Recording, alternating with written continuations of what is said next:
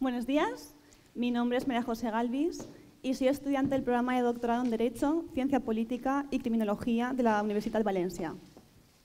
Bueno, antes de comenzar me gustaría dar las gracias a la organización y, por supuesto, a nuestra facultad por la oportunidad que me ha brindado de estar aquí hoy con todos ustedes y poder compartir una investigación pionera en el ámbito criminológico de la lucha antiterrorista.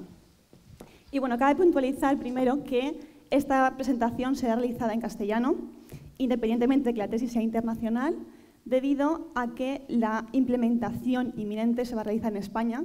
Entonces, he considerado oportuno utilizar este foro de difusión pública para dar a conocer a toda la ciudadanía los últimos avances que se están realizando en esta materia. Y ahora sí. ¿Vale? El título de mi tesis es Terrorismo yihadista, un protocolo de evaluación del riesgo de radicalización y de comisión de atentados. Y ustedes se preguntarán, ¿cuál es el objetivo fundamental de esta tesis? Pues bien, fue la confección de sendos protocolos, es decir, el protocolo de evaluación integral del riesgo de radicalización y otro complementario de comisión de atentados. Para ello, la investigación se estructuró en dos partes diferenciadas. La primera fue una revisión bibliográfica en profundidad de todos los factores de riesgo asociados a este fenómeno. Y la segunda fue una investigación empírica original. La investigación empírica, que es inusual en este campo, se llevó a cabo con la búsqueda de una serie de atentados, que en total fueron 116, cometidos en Occidente y en nombre de la yihad, desde el año 2006 hasta mayo del mismo año pasado, del 2018. Se recabó información de distintas fuentes bibliográficas, tanto fuentes en abierto como también de documentos gubernamentales y judiciales. ¿Qué variables criminológicas de relevante importancia examinamos? En total fueron 145, entre las que se encontraron las relativas a las características y estilo de vida, de personalidad de los autores de cada uno de los atentados, y luego, por otra parte, las concernientes al propio atentado, es decir, los actos de preparación, ejecución y luego las conductas postdelito. En cuanto a los resultados, si bien es cierto que la mayor parte de la información es confidencial debido a la naturaleza de los datos que tratamos, puedo adelantarles algunos de los factores de riesgo de vital importancia. Por ejemplo, el hecho de que los sujetos comenzaran a radicalizarse a edades muy tempranas, que desconocieran su propia religión, que presentaran tendencias a padecer trastornos depresivos y que luego fueran residentes del país donde pretendían atentar, es decir, que fueran terroristas homegrown o autóctonos. Ambos protocolos presentan una vocación esencialmente social. De hecho, trabajé estrechamente con la Guardia Civil, la unidad antiterrorista de la Guardia Civil, quien se encargó de verificar ambos protocolos y se ha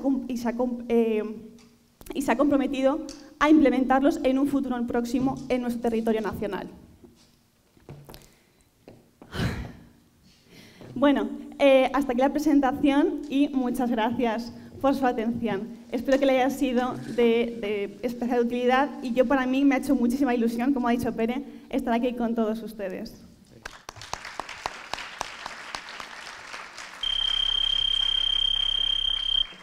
Muchas gracias, María José, también por ajustarte muy bien al tiempo. Sí. Bueno, ya veis cómo funciona el crono. Molt bé, passem a la següent concursant. Buenos días, yo soy Andrea González, soy estudiante del programa de doctorado en física, aunque como vais a ver mi investigación está también relacionada con el ámbito de la medicina. A mí me gustaría agradecer sobre todo a mis compañeros de laboratorio haberme ayudado en todo lo que voy a mostrar aquí, porque esto es un trabajo conjunto, así que muchas gracias. Pues bueno, mi tesis doctoral ha sido desarrollada dentro del marco de la medicina nuclear, que se caracteriza por el uso de sustancias radioactivas con fines diagnósticos y terapéuticos. Estas sustancias se denominan radiofármacos y nos permiten visualizar los procesos fisiológicos y metabólicos del organismo. En la actualidad, una de las técnicas de imagen médica más utilizadas es la tomografía por emisión de positrones, llamada PET, que nos permite visualizar la distribución de dichos radiotrazadores. Esta técnica se basa en que los elementos radioactivos decaen en el interior del cuerpo del paciente emitiendo positrones. Estos positrones se aniquilan dando lugar a la emisión de 2 rayos gamma en direcciones opuestas. Estos rayos son muy energéticos y escapan del paciente, pudiendo ser así detectados en el equipo PET. Esta información es reconstruida proporcionando una imagen. Por lo tanto, la calidad del diagnóstico clínico está estrechamente relacionada con la eficiencia del bloque detector PET. Por este motivo, y con la finalidad de mejorar los diagnósticos clínicos, el objetivo de mi tesis ha sido el desarrollo, implementación y validación de nuevos detectores PET compatibles con resonancia magnética. En un bloque detector distinguimos 3 componentes principales: el cristal centelleador, el fotosensor y la electrónica asociada. En la actualidad, los equipos PET convencionales están constituidos por pequeños cristales. Nosotros hemos introducido el uso de una única pieza de cristal de gran tamaño, que además de ser más barata, nos permite obtener una mejor imagen final. Usando esta tecnología, la primera contribución relevante de mi tesis ha sido el diseño de un bloque detector que constituye la base de un equipo PET dedicado al estudio del cerebro. Este equipo ha sido construido dentro del proyecto europeo MindView y está dedicado al estudio de la esquizofrenia y de tumores cerebrales. El equipo, el primer prototipo, ya está instalado en Múnich y su principal ventaja es que es compatible con sistemas de resonancia magnética, lo que nos permite fusionar ambas modalidades de imagen mejorando los diagnósticos. Aquí muestro una comparativa de una imagen obtenida con nuestro equipo y con el equipo de Siemens que utilizan con los pacientes. Como puede observarse, la resolución es mucho mejor en nuestro caso, lo que supone una revolución de la imagen médica actual. Con la experiencia ganada aquí, diseñamos un segundo bloque detector que está siendo comercializado por la empresa valenciana Oncovision y se utiliza para el estudio del Alzheimer. Con todo esto, resumir que nuestra contribución a la investigación es que hemos mejorado la resolución y la sensibilidad de los equipos PET en los hospitales. Esto nos permite reducir la dosis en pacientes y en el personal clínico. Y además, requieren de instalaciones hospitalarias más pequeñas, reduciendo costes. Con todo esto, hemos completado la transferencia de nuestra investigación a la industria, lo que ha supuesto un gran avance tecnológico, que nosotros esperamos contribuya a una detección precoz de las enfermedades neurológicas y del diagnóstico clínico. Gracias.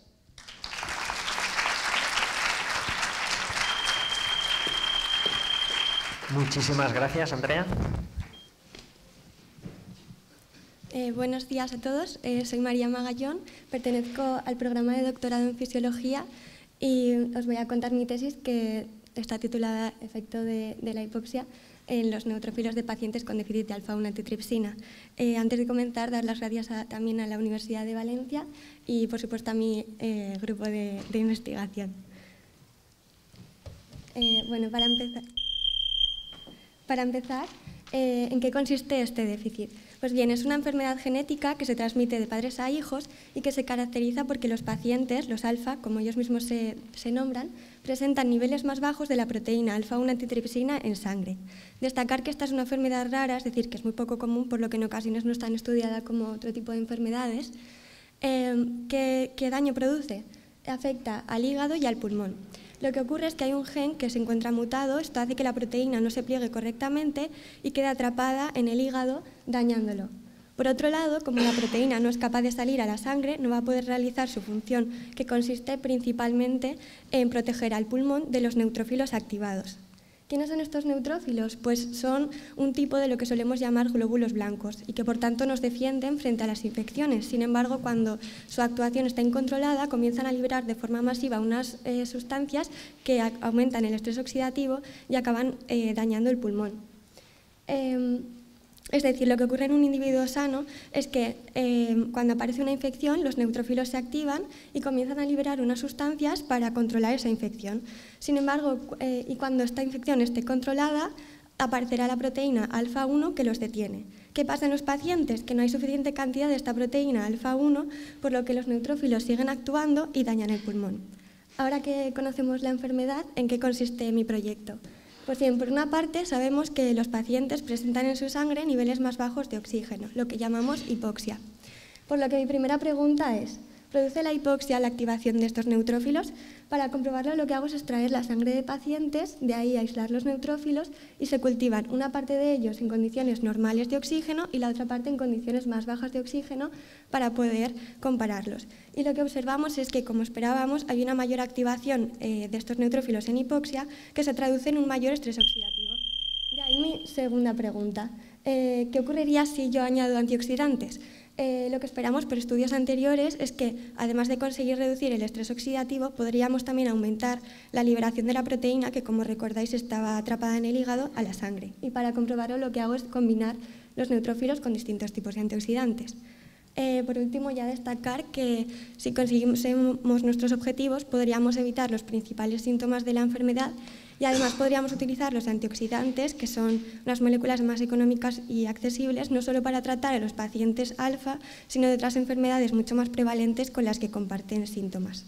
Y nada, esto es todo y muchas gracias por su atención. Muchas gracias, María. Passem a la següent. Buenos días, soy Fátima Manzano y estoy haciendo el doctorado en el programa de Biomedicina y Biotecnología. Me gustaría agradecer la oportunidad para presentar mi tesis aquí. Pues bien, yo estoy haciendo el doctorado en el Centro de Investigación Príncipe Felipe y, como la mayoría de mis compañeros, hago ciencia básica, es decir, generamos conocimiento. Mi tesis trata sobre la comunicación celular en regeneración y cáncer de hígado. Pues bien, las células madre son muy importantes en ambos procesos. Estas células madre se dedican a dividirse, pero también, gracias a la comunicación con otras células, pueden madurar. Y esto es lo que se conoce como el proceso de regeneración. Sin embargo, si esa comunicación no se da como debería, estas células madre no maduran y siguen dividiéndose y dividiéndose.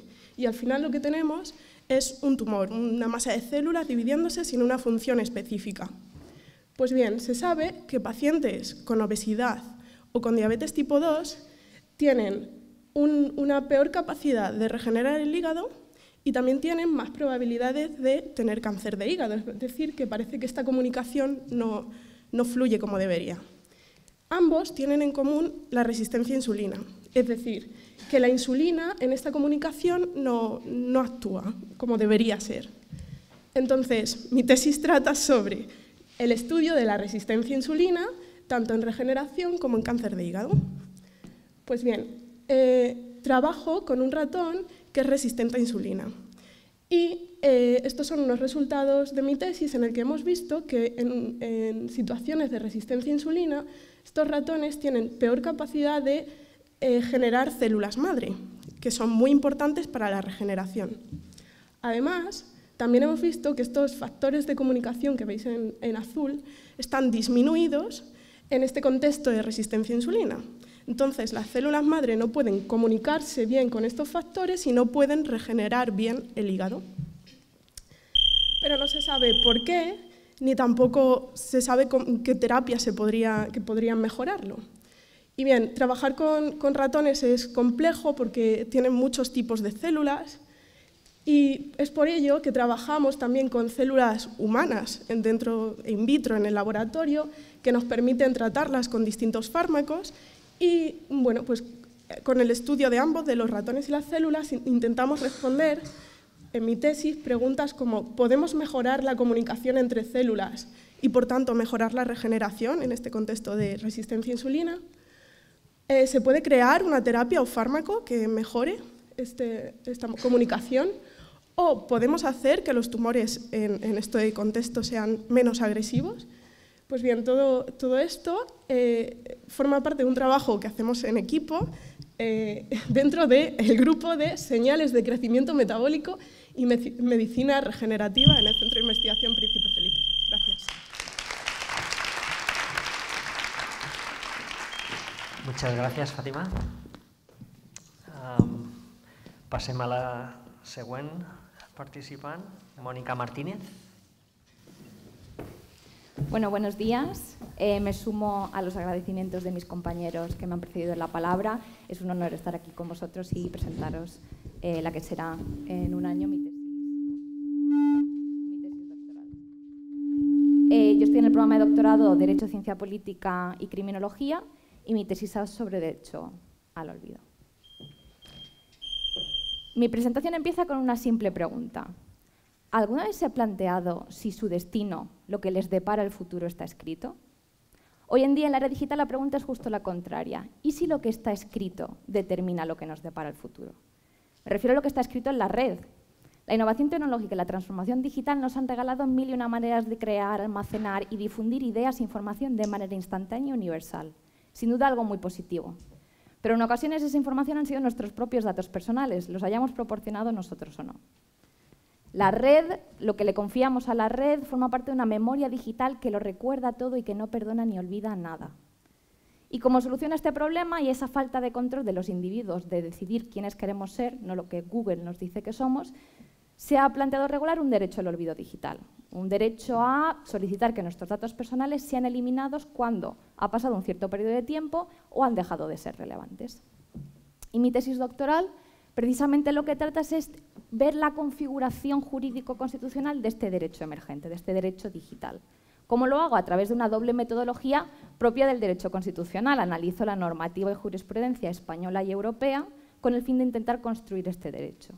A la vez, la tesis tiene un claro componente de comparación jurídica con el sistema estadounidense, puesto que muchas de las empresas que tienen nuestros datos son norteamericanas, con filiales en Europa y debido a que el Data Protection or Informational Privacy no goza de protección constitucional en Estados Unidos.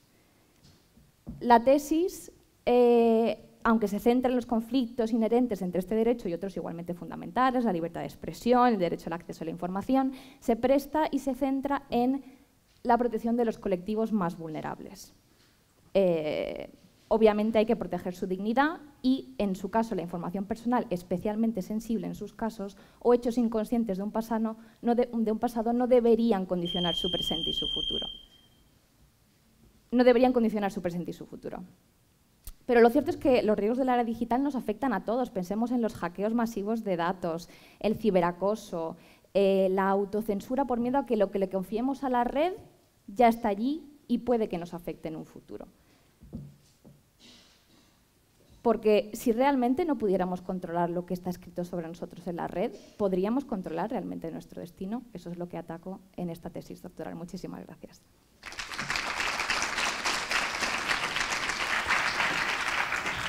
Muchas gracias.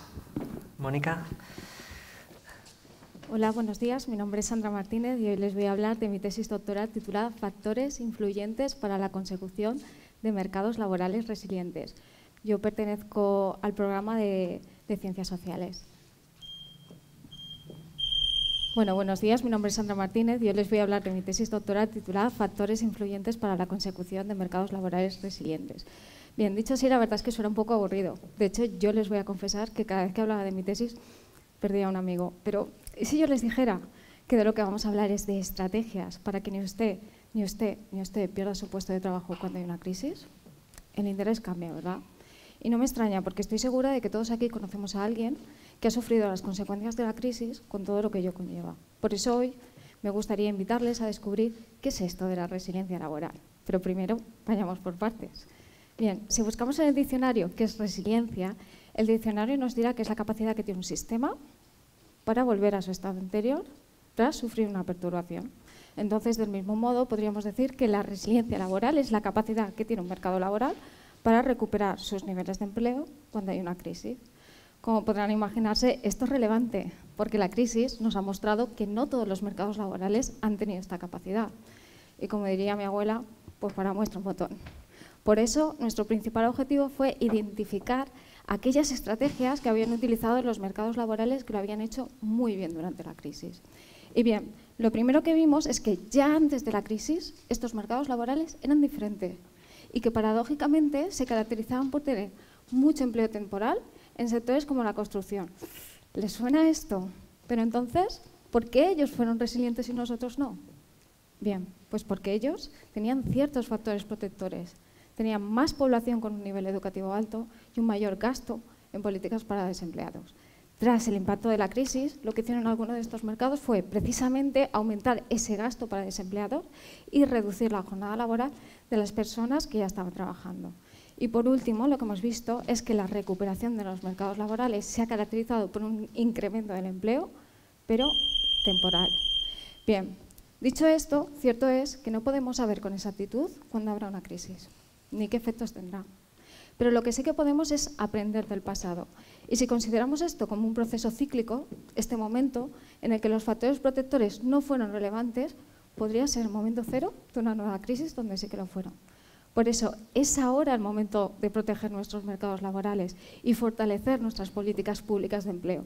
¿Lo estamos haciendo? Porque, ¿saben ustedes lo que diría mi abuela? Que más vale prevenir que curar.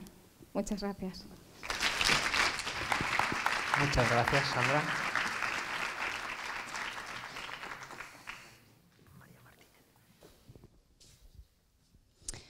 Buenos días, mi nombre es María Asunción Martínez y soy arqueóloga.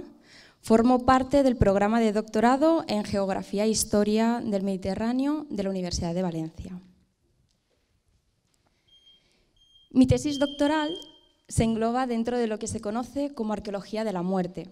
Esta línea de investigación se centra en el estudio de cementerios de sociedades del pasado, con el objetivo de extraer la mayor información acerca de cómo se organizaban, cómo vivían, cómo pensaban y cómo actuaban estas personas ante la muerte.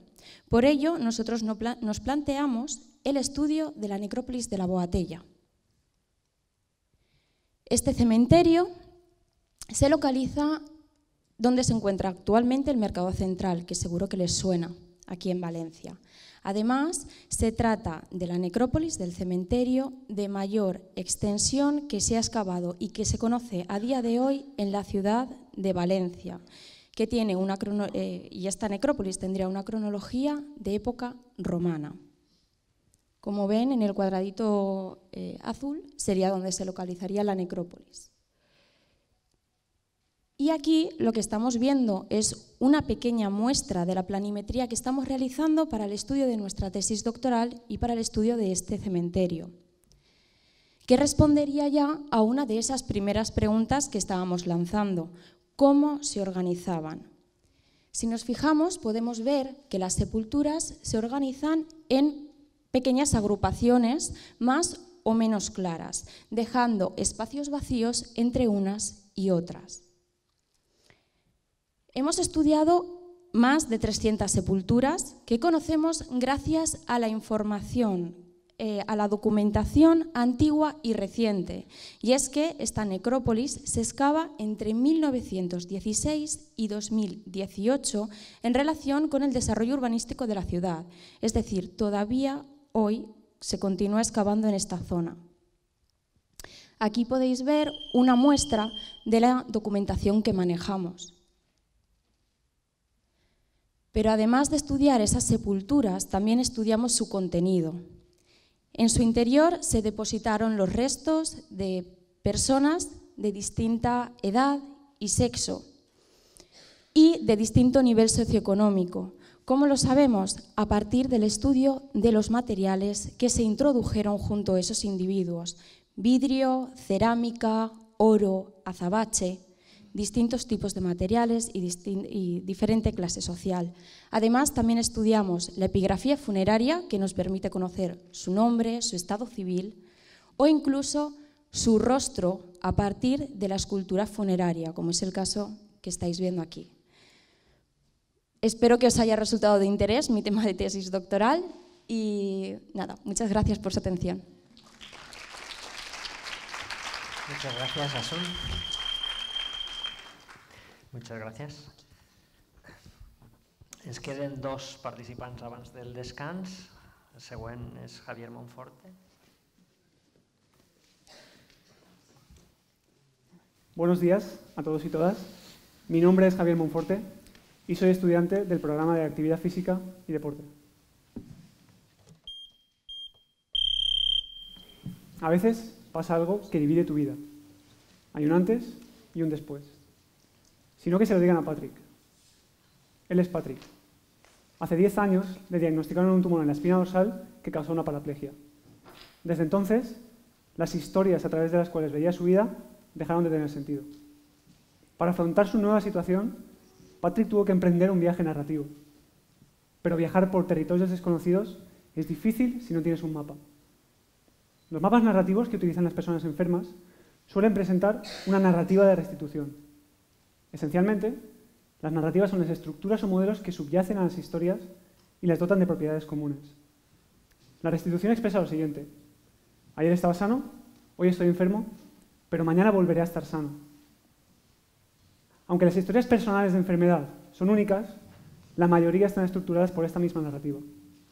De este modo, las narrativas establecen analogías entre historias. Meses antes de ser diagnosticado, Patrick leyó Anábasis. Anábasis es un clásico escrito en el siglo V por Jenofonte, que fue discípulo de Sócrates. El libro cuenta la lucha de un ejército griego por regresar a la patria tras una revuelta contra el rey de Persia. Tras el diagnóstico, Anábasis se convirtió en el mapa que orientó a Patrick durante su viaje narrativo. La estructura narrativa de Anábasis coincide con la restitución. Anábasis narra un viaje de ida y vuelta a Grecia, y la restitución, un viaje de ida y vuelta a la salud o al estado previo al diagnóstico. Las analogías entre lo que sucede en el libro y lo que sucede a Patrick posibilitaron que éste se comparase con los soldados del relato y que, de hecho, empezara a vivir su propia Anábasis. El objetivo principal de mi tesis es explorar el papel que jugó la actividad física en la Anábasis de Patrick. Para realizar esta investigación, he acompañado a Patrick durante 3 años. Para examinar sus experiencias, he utilizado un diseño cualitativo y una perspectiva narrativa. De este modo, la narrativa es a la vez el fenómeno de estudio y el enfoque metodológico empleado para estudiarlo. A través de la historia de Patrick, este estudio aborda diversos temas de interés científico y social, como la salud o la motivación hacia la práctica del ejercicio. Los resultados obtenidos ilustran cómo Anábasis influyó en la práctica del abandono del ejercicio a lo largo de 10 años. Así pues, las implicaciones prácticas apuntan a la importancia de las historias en la participación, la promoción y el diseño de programas de actividad física dirigidos a personas enfermas y con discapacidad. Mi esperanza es que, al igual que Anábasis, esta tesis resuene en otros contextos, académicos, profesionales y personales. Gracias.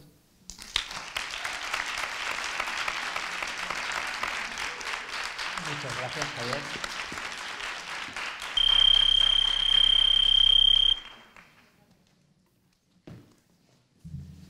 Bé, bon dia, jo soc Daniel Moran, soc doctorant del programa de Biodiversitat i Biologia Evolutiva a l'Institut Cabanilles. I la meva tesi va sobre el paper dels aiguamolls mediterranis front al canvi climàtic.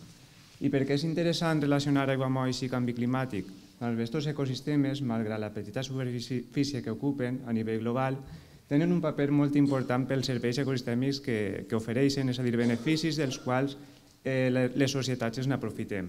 I un dels més destacats en un context de canvi climàtic en els que ens trobem és la capacitat que tenen de regular el clima i mitigar aquest canvi climàtic per l'activitat que tenen en l'intercanvi de gasos d'efecte hivernacle amb l'atmosfera. L'objectiu de la tesi és veure quina és la capacitat real dels nostres ecosistemes a nivell mediterrani, tant avaluant el seu servei ecosistèmic, la seva capacitat mitigadora, entenent el seu funcionament i aplicant aquest coneixement a la part pràctica en mesures de gestió que permeten enfortir aquest servei. Per això el que fem és estudiar el balanç de carboni mitjançant les entrades i les eixides d'aquests gasos d'efecte hivernacle sobre els ecosistemes. Per això quantifiquem el carboni que es fixa, que es retira de l'atmosfera i que queda retingut tant en el sòl, en l'aigua o en la vegetació, com el carboni que s'allibera en forma de gasos com metà o diòxid de carboni que de manera natural s'emeten a l'atmosfera. El balanç entre aquestes entrades i eixides ens dona el paper real d'aquests ecosistemes, si funcionen com a embornals, com a emmagatzemadors naturals o com a fonts naturals de gasos d'efecte hivernacle. Aquest balanç el calculem tant en condicions actuals com en els distints escenaris de canvi climàtic per a veure com un augment en la temperatura previst pot alterar aquest balanç i la resposta que tenen aquests aiguamolls de cara als futurs escenaris. Els resultats que estem veient és que efectivament els nostres ecosistemes, marjals, llacunes, albuferes, tenen una gran capacitat de retenció. És a dir, les entrades de carboni són molt majors a les eixides. El que passa és que el mal estat de conservació de molts d'ells i els efectes del canvi climàtic el que estan fent és augmentar les eixides respecte a les entrades i desplaçar aquest balanç a l'efecte font, diguem. El que fan és reduir la seva capacitat mitigadora. Per tant, el que es pretén també en la tesi és avaluar mesures de gestió i de conservació que permetisquen reforçar aquest sistema i el servei mitigador de cara a implementar-los i poder aprofitar aquests ecosistemes tan característics en la lluita contra el canvi climàtic. I això és tot. Moltes gràcies.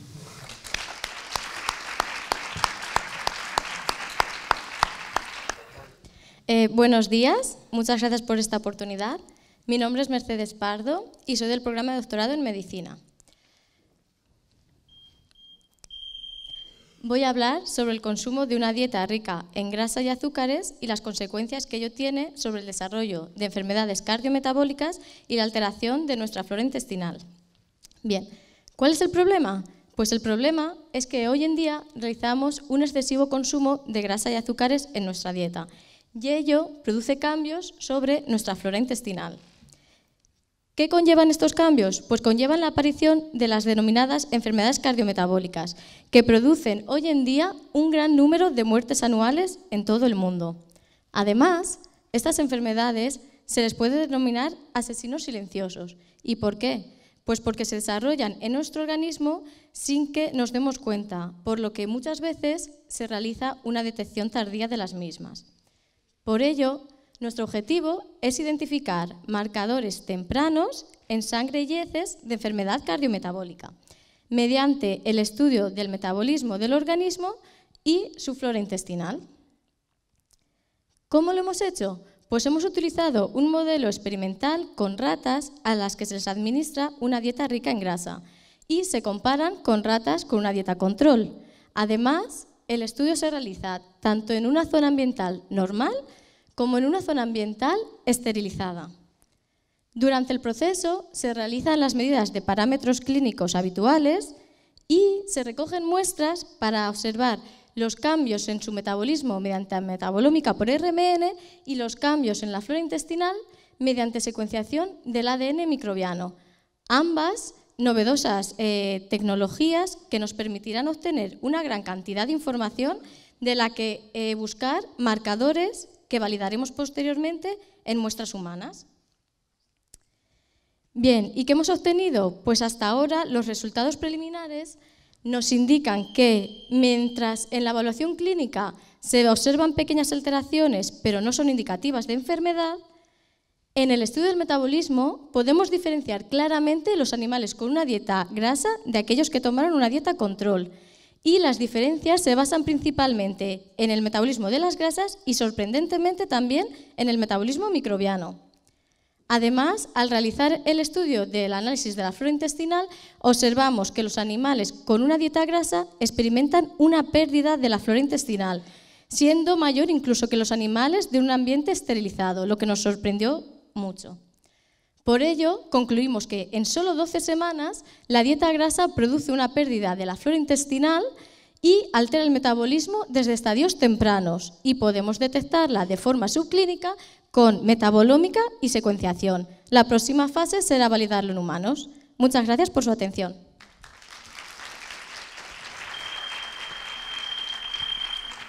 Muchas gracias, Mercedes. Muchas gracias.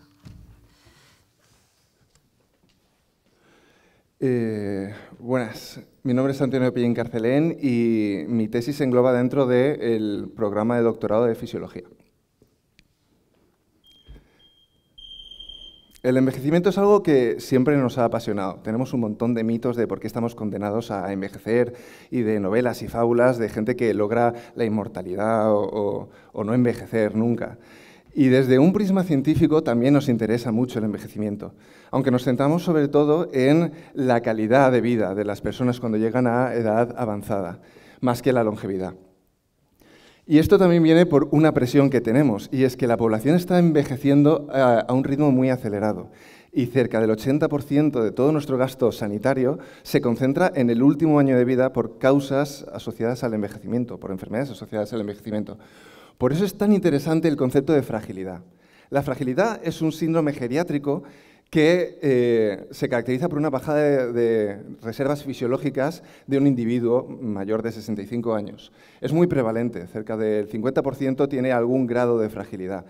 Esta se identifica mediante unas pruebas que hace un gerontólogo, pruebas de resistencia, y lo podemos entender como una antesala a la discapacidad, cuando ya es muy tarde revertir los efectos que ha tenido el envejecimiento.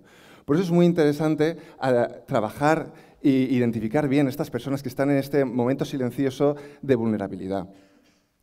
Yo, en mi tesis, lo que he hecho ha sido estudiarlo mediante la metabolómica. La metabolómica es un estudio general del metabolismo. Vemos diferentes proporciones de los diferentes metabolitos y yo lo que he hecho mediante resonancia magnética nuclear he analizado instantáneas que me daban una información de estas proporciones de metabolitos y analizando muchas de estas muestras, miles de muestras de personas caracterizadas para diferentes grados de envejecimiento, de calidades de envejecimiento, lo que he podido ver es pequeños patrones que se repetían y que me identificaban cuando una persona era vulnerable a todas estas caídas, a todo este envejecimiento.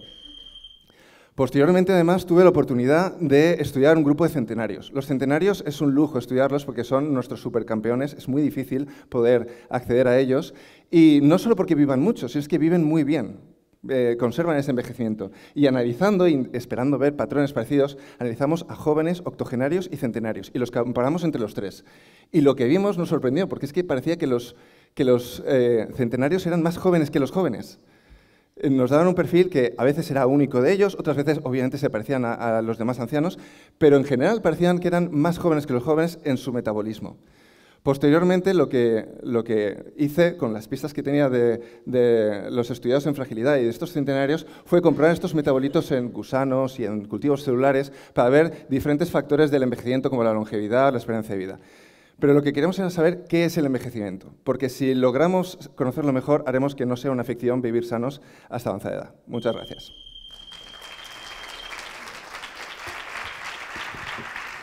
Muchas gracias, Antonio. Bé, en primer lloc vull agrair l'oportunitat d'estar ací al comitè organitzador i al comitè científic. Soc Sandra Pérez, estudiant del programa de doctorat de Llengües, Literatures, Cultures i les seues aplicacions. Soc graduada en Filologia Clàssica. Com podeu observar al títol de la meva tesi doctoral, el meu camp d'estudi és la sociolingüística del grec antic. Entenem per sociolingüística l'estudi de la llengua en el seu àmbit social, és a dir, l'anàlisi de la influència entre una societat i la o les llengües parlades a dita societat. Ara bé, en el cas de les llengües clàssiques ens trobem en problemes a l'hora d'aplicar les premisses de la sociolingüística general a aquestes llengües, ja que els textos canònics responen a un registre de llengua literari o oficial, és a dir, a un registre estàndard, i no ens permeten conèixer els registres més orals o col·loquials. Aleshores, què fem els filòlegs clàssics? Si poguérem viatjar en el temps, però com no és el cas, hem de recórrer a algunes ferramentes, per exemple, l'anàlisi de la llengua del Nou Testament, a l'ésser un grec farcí de semitismes, o de la comèdia, per la pròpia natura del gènere literari, i també el meu director de tesi té una obra en la qual analitza diversos gèneres literaris des del punt de vista de la sociolingüística. Nosaltres seguim en aquesta línia, però en un corpus una mica diferent, ja que estem treballant en lexicografia. La diferència entre un diccionari i un lèxic és que a un lèxic apareixeran aquelles veus que no apareixeran a un diccionari, paraules que per alguna raó cridaren l'atenció de l'autor, i hem de suposar que moltes d'aquestes entrades respondran a aquests registres col·loquials que anomenem el grec subestàndard. El lèxic que hem escollit és el de Psiqui d'Alexandria, autor del segle V-VI després de Crist, titulat Sinagoge Passon Lexion Katastoigeion. I el lloc de treball del nostre autor era la Biblioteca d'Alexandria, que era el bressol filològic del món antic. I ara ve allò més important, què faig exactament? Doncs podeu veure en aquest volum es recullen les entrades des de l'alfa fins a la delta. Treballar fins a l'omega seria necessari un equip de 50 persones o 50 anys de dedicació, Malauradament no és el cas, així que hem hagut de limitar el corpus i hem començat per el principi. Anem llegint entrada per entrada, seleccionant informació interessant des del punt de vista de la sociolingüística. Seran termes que, per exemple, siguin del món de la religió, del món femení, tecnicismes, dialectalismes, en un context en el que teòricament ja no hi havia dialectes, doncs en l'expansionisme d'Alexandre el Gran hi havia un model de llengua unitària, la Koiné, però aquesta realitat social amagava una realitat lingüística molt més complexa. Estrangerismes i fenòmens gramaticals, que ens ajudaran a postular unes premisses de la gramàtica del grec subestàndard. Això és tot, moltes gràcies. Moltes gràcies. Sandra. Buenos días a todos. Mi nombre es Marta Reguera y vengo del programa de doctorado de Parasitología Humana y Animal de la Facultad de Farmacia y me gustaría dar las gracias tanto a mis compañeros de laboratorio como a la Universidad de Valencia por esta oportunidad. Seguro que la mayoría de vosotros habéis oído hablar del cambio global, pero ¿qué consecuencias tiene esto en nuestra salud? El cambio climático, junto con las migraciones humanas, entre otros factores, puede dar lugar a la aparición de enfermedades en lugares donde antes no existían o donde ya habían sido erradicadas.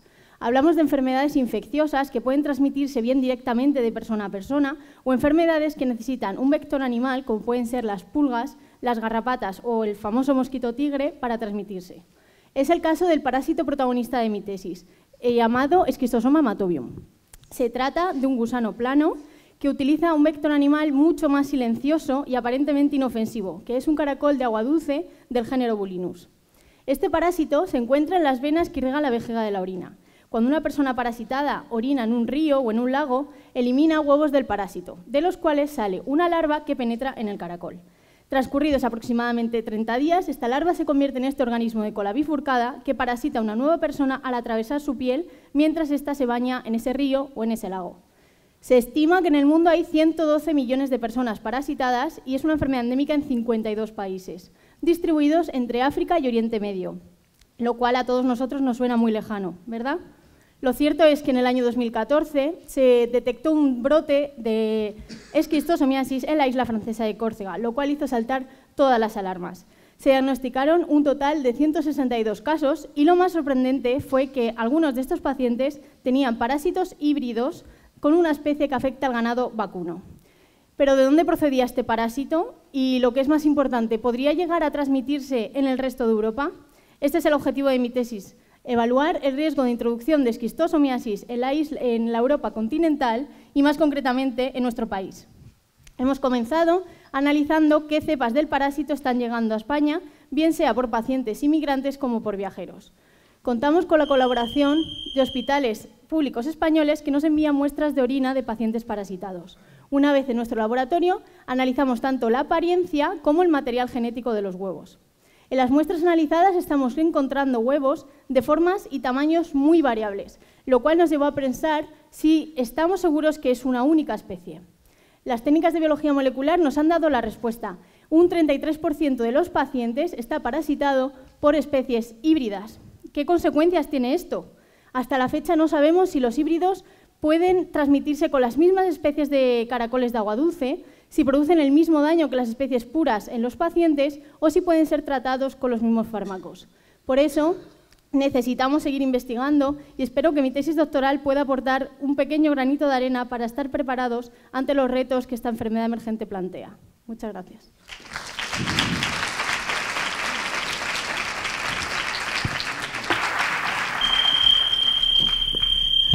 Muchas gracias, Marta. Buenos días, me llamo Diana Santana y soy maestra y pertenezco al programa de doctorado Didácticas Específicas. El pasado octubre, este evento fue cancelado por riesgo de inundaciones. La Organización Meteorológica Mundial acuña este tipo de precipitaciones a un récord registrado en la emisión de gases de efecto invernadero. Sin embargo, nosotros escuchamos este tipo de noticias y nos limitamos en expresar nuestra preocupación, pero no cambiamos nuestra forma de vida. No basta conocer las problemáticas, hay que comprenderlas, porque la comprensión es fundamental para desarrollar la participación encaminada a modificar los comportamientos cotidianos y la manera de ejercer la ciudadanía. Ante esta cuestión, la educación ejerce un papel de especial relevancia. Por ello, esta tesis establece una relación entre los modelos didácticos aplicados y el desarrollo de la participación escolar. Estos modelos hacen referencia a los diferentes estilos docentes que guían la práctica educativa. Por ello, nos encontramos desde los más tradicionales hasta los que adquieren tendencias más innovadoras. En este contexto, contamos con los parques naturales de nuestra Comunidad Valenciana, que se conciben como espacios de protección, convirtiéndose en destinos de especial interés para las salidas escolares. Los guías de cada parque diseñan su programa de educación ambiental, pero también estas salidas son planificadas desde los colegios, quedando vinculadas a unos objetivos curriculares. Esta situación ha favorecido el análisis de la dialéctica educativa que se establece entre 16 parques naturales y 20 colegios, utilizando para ello una metodología cualitativa. Los resultados de esta tesis muestran cómo, cuando el colegio adopta estos programas sin cambiar el modelo del parque, no se favorece el desarrollo de la participación. En cambio, cuando lo adapta a su realidad escolar, utilizando para ello un modelo alternativo, se desarrollan mayores niveles de participación, repercutiendo en la realidad local. Les voy a poner ahora un ejemplo de diferentes maneras de abordar una actividad de plantación en el Parque Natural del Turia. Por una parte tenemos a Ana, una niña de primaria que llega a casa y su madre le pregunta: ¿qué has hecho hoy en el cole? Y ella responde: pues mamá, he ido de excursión y he plantado un árbol. Y por otra parte tenemos a Julia, a que ante la misma pregunta le responde a su madre: pues mamá, llevamos ya un año utilizando el huerto escolar como un vivero para plantar tamaris y chopo. Y hoy por fin hemos ido al río Turia y los hemos plantado en su hábitat natural. Y por cierto, podríamos ir el domingo a regar. No es lo mismo, ¿verdad? Son dos planteamientos totalmente diferentes que evidencian la necesidad de encontrar las claves educativas para favorecer el saber pensar para saber hacer, demostrándose con ello la trascendencia social del conocimiento científico. Muchas gracias. Muchas gracias, Diana.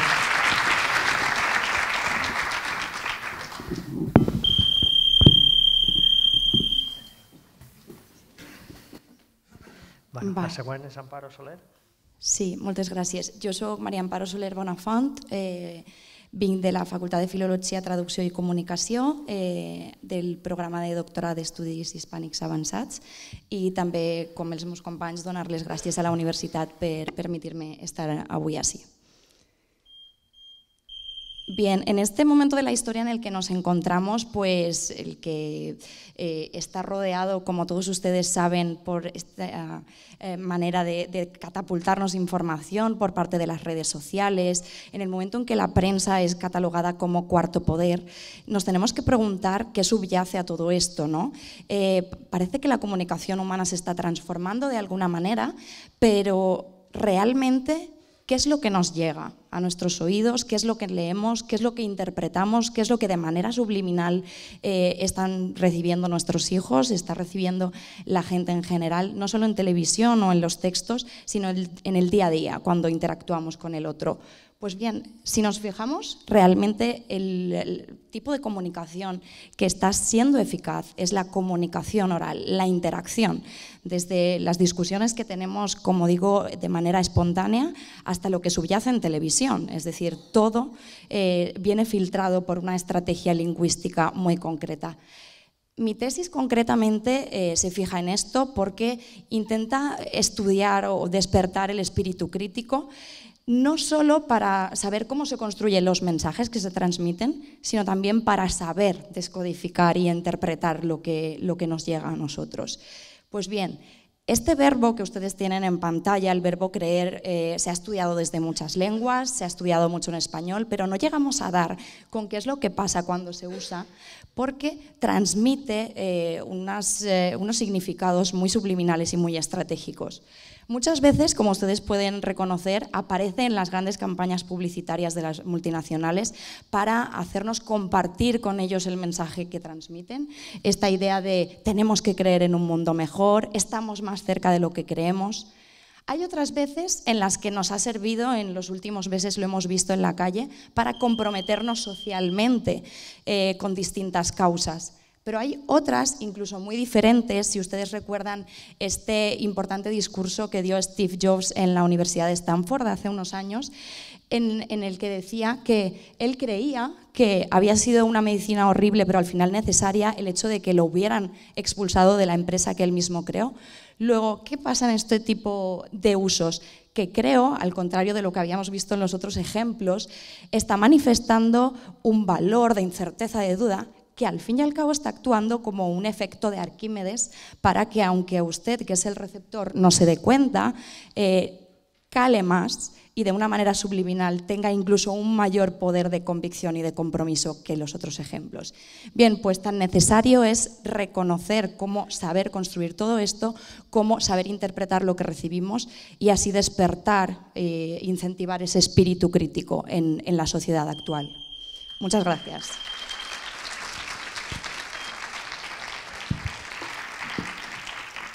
Muchas gracias. Amparo. Bien, buenos días. Mi nombre es Luis Almenar, del programa de doctorado en Geografía e Historia. Querría comenzar brevemente agradeciendo lo que creo que va a ser un buen precedente para motivar a muchos doctorandos a que sigamos trabajando duro en esto de la tesis y en divulgar a la sociedad. Y especialmente quiero agradecer a familiares, amigos, directores de tesis, directores del programa de doctorado y a todos en general que estéis aquí hoy para esto. La Edad Media no tiene buena prensa. Y esto es comprensible porque nuestra sociedad tiene una imagen mental generada por las películas y por las novelas de lo medieval como sinónimo de austeridad y de pobreza para las clases populares. De hecho, ha habido historiadores e historiadoras que han asumido que esto era así y distinguían lo que llamaban el vacío medieval de las revoluciones de consumo de épocas posteriores, que sí que habrían sido el origen de la exuberancia de bienes materiales de la que disfrutamos hoy en día.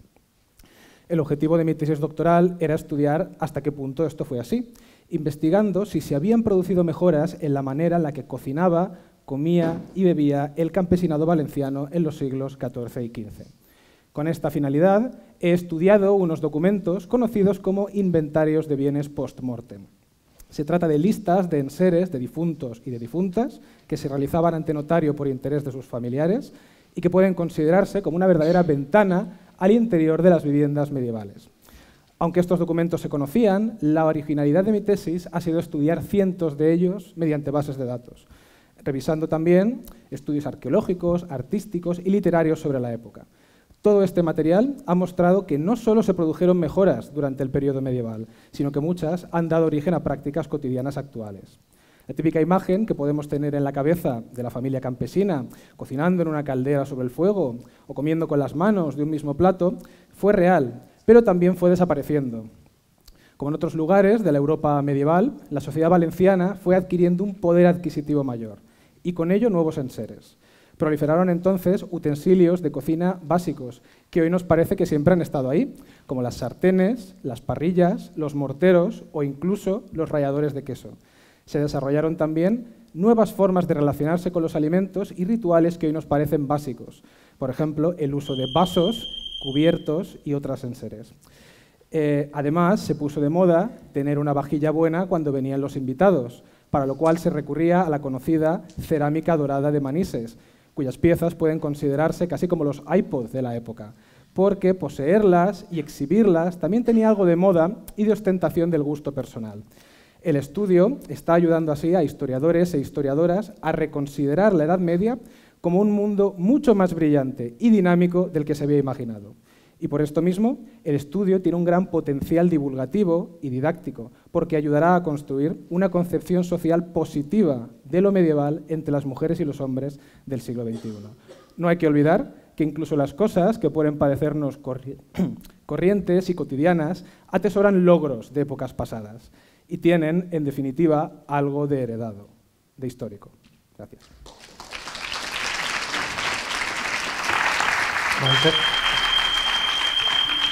Moltes gràcies, Lluís. La següent participant és Clara Bueno. Jo no m'escolto. Com vulguis, Clara. Hola, bon dia a totes i tots. Jo soc Clara Bueno i faig la tesis en el laboratori del director Juan Nacho Rosselló, en el doctorat de Neurociències. L'objectiu principal de la meva tesi és entendre com afecta un trauma a l'adolescència al cervell adult. Com sabeu, a l'adolescència el nostre cervell encara es troba en desenvolupament i és per això que situacions estressants, com poden ser situacions de bullying a l'escola, moments de maltracte o moments de dol, poden afectar de manera directa al desenvolupament del nostre cervell i poden fins i tot arribar a comprometre la salut mental. Fins ara s'han realitzat diversos estudis sobre com això afecta, sobre com els traumes a l'adolescència afecten a nivell comportamental o psicològic, però no sap ben bé què és el que passa a nivell celular i això és el que nosaltres fem a través d'un model Murí. Però una part molt important de la meva tesi és el fet que a més de treballar en mascles, també ho fem en femelles. Com sabeu, l'experimentació animal en femelles és molt més reduïda degut a la presència d'algunes hormones que varien els seus nivells al llarg del període del cicle estral. I això dificulta molt més el treball amb nosaltres. Però si mirem les estadístiques, un 49,6% de la població són femelles i excloent-nos dels nostres estudis estem discriminant a la meitat de la població, pràcticament a la meitat de la població. I de fet, en treballs com el nostre, que estan estretament relacionats amb l'ansietat o amb la depressió, és molt important incloure'ns a les femelles, ja que som nosaltres el sector de la població que més prevalència mostrem en aquest tipus de desordres, degut en gran part a la societat en la que vivim. Finalment, deixo una diapositiva un poc més metodològica. Així està el protocol experimental que he seguit, que bàsicament consisteix en realitzar diversos estressors o experiències traumàtiques als ratolins entre la quarta i la sisena setmana de vida, que seria l'equivalent a la pubertat en humans. Posteriorment, quan són adults, hem analitzat què és el que passa al seu cervell. Hem analitzat diversos tipus de neurones, tant excitadores com inhibidores, i hem vist que mostren canvis a nivell de la seva morfologia, de la connectivitat entre elles i de l'activació neuronal. Volia recalcar que el meu treball està centrat en l'escorça prefrontal medial, que és una regió que està implicada en aquestes funcions, però la nostra idea és estendre el treball a altres regions del cervell, com poden ser, per exemple, l'amígdala o l'hipocamp, que també estan estretament relacionades amb l'estrès. Finalment, volia recalcar la importància de la meva tesi, ja que pensem que únicament coneguent què és el que passa a nivell celular al nostre cervell, podrem desenvolupar les estratègies necessàries per revertir els efectes de l'estrès peripubertal i millorar la qualitat de vida. Moltes gràcies per la vostra atenció.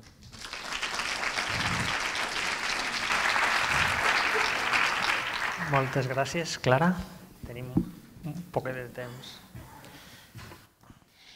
Buenos días, soy Rebeca Burgos y soy estudiante del programa de Medicina. Tumores. La clave terapéutica está en su microambiente. El objetivo de esta tesis radica en conocer qué es la física del cáncer. Vosotros diréis, ¿física en cáncer? Vale. Pues hay que tener una idea de que un tumor no solo son las propias células tumorales, sino que un tumor realmente es un tejido funcional e interconectado donde las células proliferan de forma descontrolada, siendo dependientes de un universo llamado microambiente, el cual, como se observa en esta imagen, está compuesto por diferentes células acompañantes, las cuales pueden tener una actividad protumoral o antitumoral. Estructuras vasculares y nerviosas embebidas por una red de fibras y sustancia amorfa conocido como matriz extracelular. Un aspecto crítico de los tumores es que las células tienden a colocarse muy cerca, estableciendo entre ellas un diálogo continuo y recíproco, el cual es fundamental para que su intención de supervivencia e invasión triunfe. Teniendo en mente esta idea, pues nuestro objetivo es buscar conectores clave dentro de esos elementos que rodean a las células tumorales, para así intentar modular los mensajes físicos y químicos que se intercambian e intentar cicatrizar la herida que no cura, que es como podríamos definir al cáncer. Para ello, en esta tesis estamos explorando nuevos métodos en el campo de la patología digital, realizando análisis de imagen en tejido tumoral obtenido de pacientes, tejido tumoral también obtenido de modelos animales y en cultivos tridimensionales diseñados con andamios de hidrogeles. Además, en todo este material también se están realizando diferentes estudios genéticos. En definitiva, con este trabajo pretendemos conocer, predecir y tratar el cáncer invasor de forma más efectiva, determinando los cambios físicos que ocurren dentro de esa matriz extracelular. Nuestro enfoque, por tanto, se basa en avanzar en nuevas vías de tratamiento como es la mecanoterapia molecular, al profundizar en el conocimiento de las interacciones que ocurren entre las células tumorales y los elementos que tienen alrededor, y así intentar conseguir revertir un tejido tumoral tensionado agresivo a un tejido normal residual. Muchísimas gracias por vuestra atención.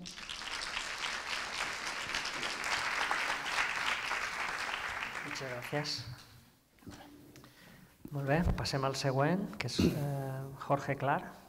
Bueno, buenos días, soy Jorge Clar Bononad, médico interno residente del Hospital Clínico de Valencia, del programa de doctorado de medicina, y muchas gracias a todos por dejarme estar aquí hoy. La intención de mi tesis es acercarme a un problema que atañe a cualquier médico de urgencias. Es concretamente sobre el diagnóstico precoz de una enfermedad que se llama sepsis.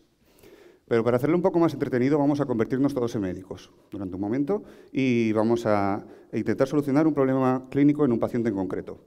Aquí tenemos a Pepe, un varón de 83 años, fumador activo, que lleva 3 días con tos y mocos, pero no le hace caso.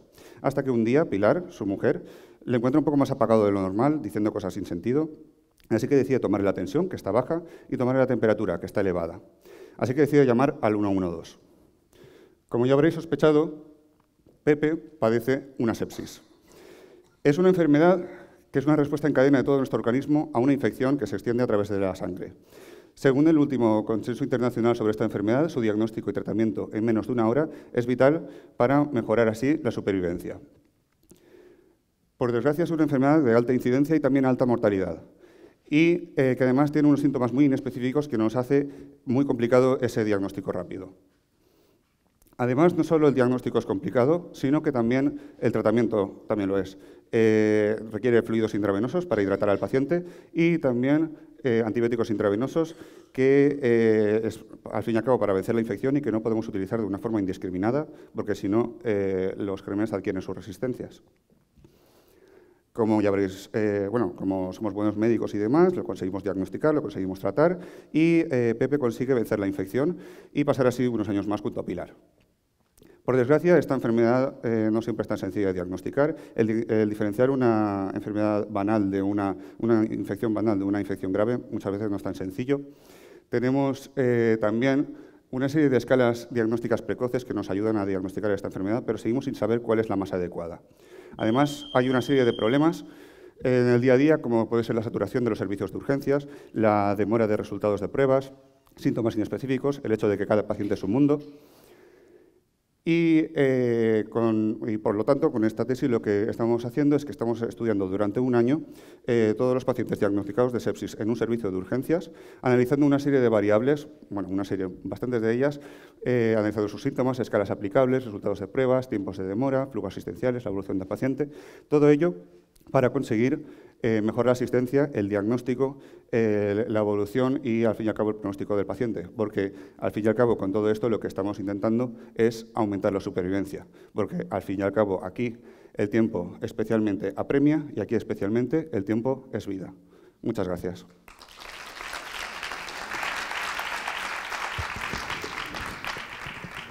Muchas gracias, Jorge. Muchas gracias.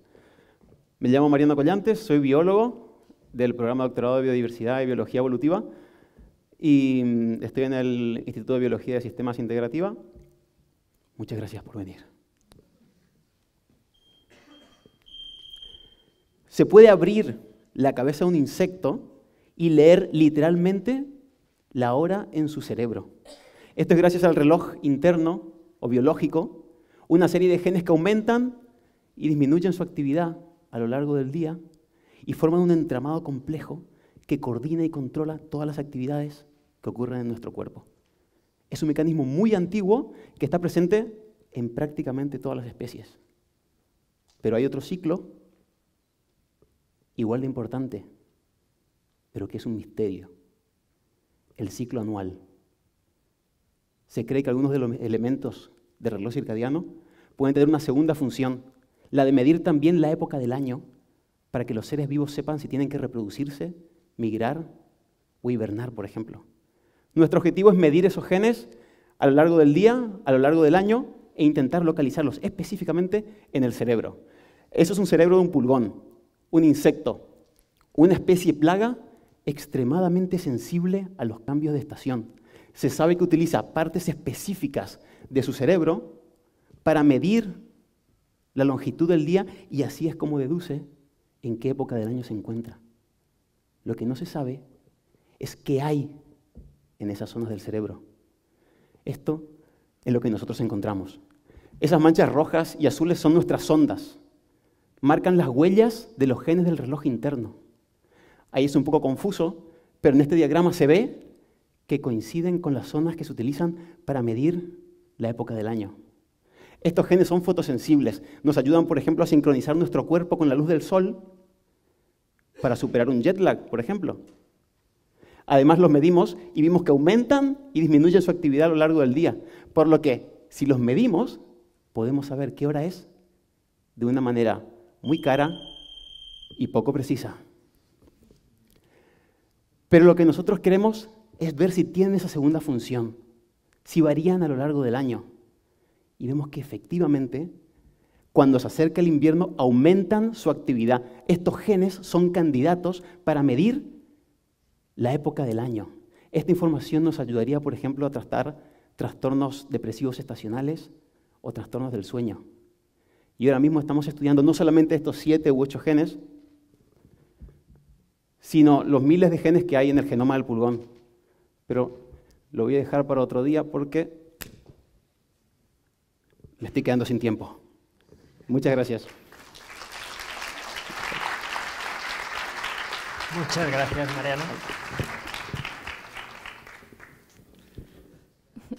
Molt bé, passem a la última presentació, la d'Almudena Devesa. Bueno, buenos días a todos y a todas. Soy la última, no sé si eso es bueno o malo, pero bueno, quería agradecer, soy bióloga, pertenezco al programa de doctorado de Biomedicina y Biotecnología y quería agradecer tanto a los organizadores de este evento como al departamento al que pertenezco y con el que pues, vivo día a día, que es el Departamento de Medicina Reproductiva, Genómica y de Sistemas, liderado por la doctora Patricia Díaz Jimeno. Hoy estamos aquí todos para romper barreras contra la infertilidad femenina. Esta es una condición que afecta a 1 de cada 10 mujeres hoy en día, desafortunadamente. ¿Qué es lo que estudio en mi tesis doctoral? Mi tesis doctoral se centra en el estudio de 4 patologías que afectan potencialmente a la pared del útero, impidiendo la implantación del embrión en el mismo y, por lo tanto, el embarazo. Estas 4 son la endometriosis, en las que se forma tejido uterino en otras partes del cuerpo. Luego tenemos el cáncer de útero, el fallo de implantación del que no se conoce la causa en la mayoría de las veces y el aborto de repetición. Y los objetivos principales de esta tesis doctoral es, por una parte, identificar aquellas funciones celulares que se encuentran alteradas para cada una de estas 4 patologías. En segundo lugar, identificar funciones alteradas comunes a todas ellas, porque se han visto que comparten síntomas, se predisponen unas a otras y se presentan conjuntamente en la misma paciente. Y no se sabe qué pasa aquí. Y en tercer lugar, evaluar el efecto del estrés en una sociedad como la nuestra en la implantación y ver si podría estar explicando algunos de estos fallos de implantación de causa desconocida. ¿Cómo hacemos esto? Mediante 2 herramientas clave que estoy seguro que en cualquier investigación son fundamentales: la cooperación y la innovación. Gracias a la cooperación podemos salvar la primera barrera, que es la de obtener los datos. Se investigaron un total de 615 investigaciones internacionales que evaluaban la actividad de los cerca de 22.000 genes que tenemos en el ADN, tanto en el útero de mujeres con cada una de esas patologías como en el útero de mujeres sanas. Se descargaron los datos, se analizaron y al final obtuvimos una lista de genes cuya actividad estaba alterada con respecto a la situación normal. La mayoría de las investigaciones realizadas en medicina reproductiva hasta la fecha acaban aquí, con una lista de genes. Sin embargo, los genes son como los músicos de una orquesta. Se coordinan y sincronizan para llevar a cabo funciones en la célula.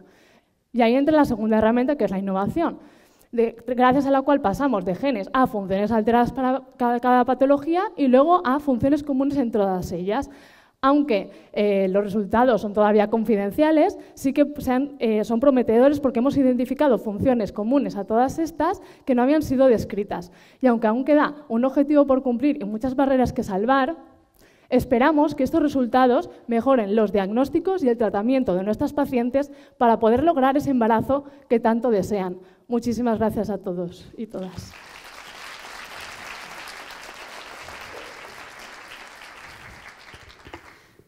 Bueno, moltes gràcies, Almudena. Jo voldria, ara que hem escoltat